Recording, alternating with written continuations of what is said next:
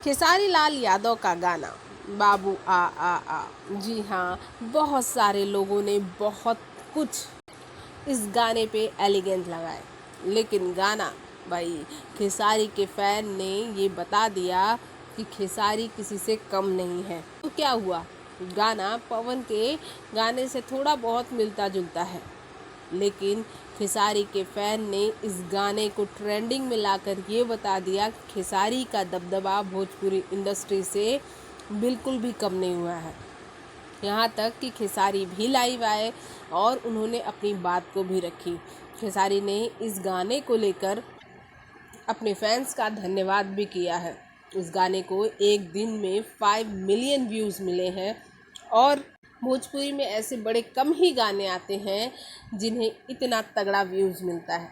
आपको बता दें कि भोजपुरी इंडस्ट्री में इन दिनों जब से पुदीना गाना आया है तब से उससे रिलेटेड नेनुआ गाना आ गया और अब बाबू आ गया, लेकिन पवन और खेसारी की जब भी बातें होती हैं तब हमेशा उनके फैंस की बातें ज़रूर होती हैं, क्योंकि खेसारी और पवन की गजब की फ़ैन फॉलोइंग है।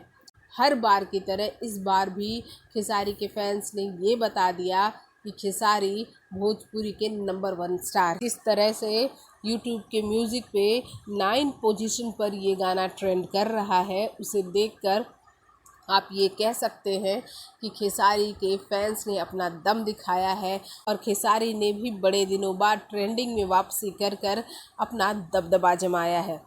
साथ ही साथ इन दिनों भोजपुरी के 3 गाने म्यूज़िक पे ट्रेंड कर रहे हैं।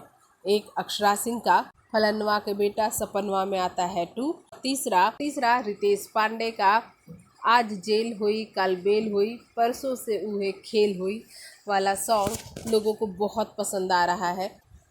जाते जाते हम आपको बता दें कि श्वेता महारा के साथ रितेश पांडे नज़र आएंगे उनके आने वाले एक नए प्रोजेक्ट्स में। भोजपुरी जगत की हॉट और मसालेदार गॉसिप के लिए हमें सब्सक्राइब करना बिल्कुल ना भूलें।